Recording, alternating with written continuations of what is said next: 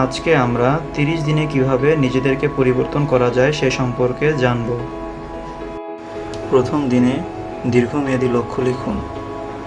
আপনার দীর্ঘমেয়াদী লক্ষ্যে পৌঁছানোর জন্য আপনাকে 5 বছরে, 1 বছরে এবং 6 মাসে কী করতে হবে তা নিয়ে ভাবুন। আপনার লক্ষ্য অর্জনের জন্য প্রতি মাসে আপনাকে কী করতে হবে তা লিখে ফেলুন।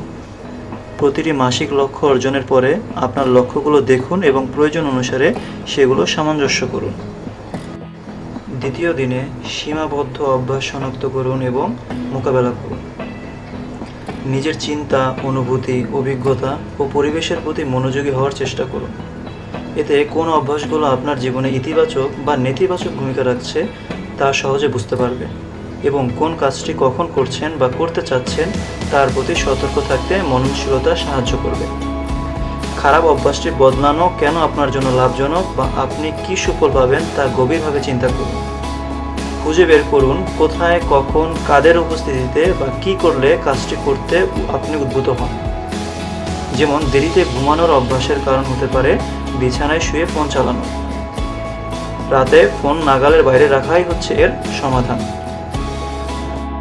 তৃতীয় দিন 3টি দীর্ঘমেয়াদী লক্ষ্য নির্ধারণ করুন। কেননা বিভিন্ন প্রকার পরিকল্পনা প্রণয়ন করার ক্ষেত্রে স্বল্পমেয়াদী পরিকল্পনা অন্যতম।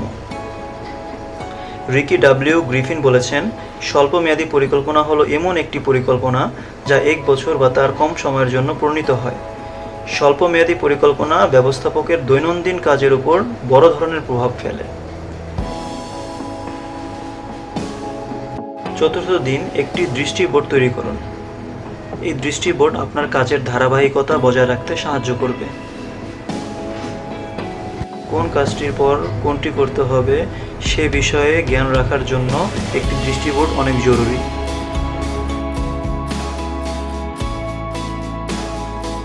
দায়িত্ববোধের জন্য লক্ষ্য ভাগ করে নিন। কখন কোন লক্ষ্য পূর্ণ করবেন, কোন লক্ষ্যের পর কোন লক্ষ্যের দিকে আগাবেন, এর সব কিছুর দায়িত্ববোধ জাগ্রত হলেই আপনি আপনার লক্ষ্যকে পরিপূর্ণ করতে পারবেন। লক্ষ্যকে সাফল্যের চূড়ায় নিয়ে যেতে দায়িত্ববোধ একটি গুরুত্বপূর্ণ ভূমিকা পালন করে।